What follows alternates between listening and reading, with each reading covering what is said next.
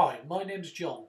In response to a few questions I've seen on the internet recently, I thought you might find it useful to see how I built and sequenced a book I've recently published on Blurb. Firstly, I chose to use some advice from Alex South, printed out all the copies of all the pictures that might make the edit and put them on the desktop. I started by grouping type and location as a way of working, which works. The first three groups were from London, from New Year's Eve and from the Underground. After starting to look at the location as the main grouping, actually looking at pictures like this one from a Chinese restaurant, it became clear that grouping them by topic made more sense and made the story more coherent. Topics such as people lost in their own thoughts, guys walking in a similar style were useful. Some pictures actually stand up on their own and don't really fit in a group.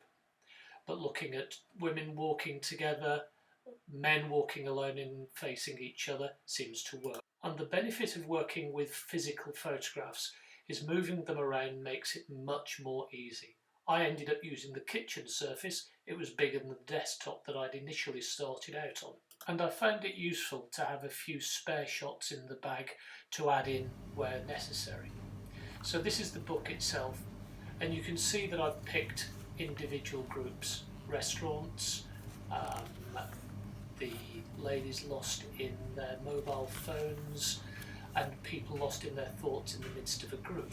Give you some kind of context. People walking, people lost again in their ideas, groups, all ideas that help to make some kind of structure to the story. We managed to get 3 guys and 3 girls doing their own thing. So the end of the process was that I took the scans of the pictures that you've seen so far and used Booksmart, the Blurb editor, and put it together inside there. Again, not totally straightforward, but having the sequence already established in piles of photographs meant it was nice and straightforward to put together in the tool.